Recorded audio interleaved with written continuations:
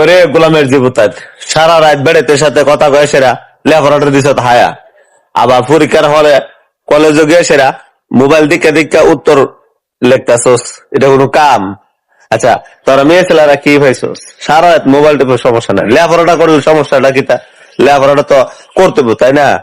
এই যে চট্টগ্রামের শামীম ভাই যে কইতো ঠিকই আছে, শীতের বেলা রাতে কম্বলের তলে বয়া বয়া মোবাইল টিপো, আবার গরম আইলে ওই যে ব্যালকনিতে গিয়া হ্যালো চান কেমন আছো এগুলো করে না। এই দিনগুলা ফালাই আইছি বহুত। আমরা লেখাপড়া করছি নাকি হইছে এর লিগা ওই মোবাইল দেওয়া তো সেটিং ফিটিং করার সময় নাই।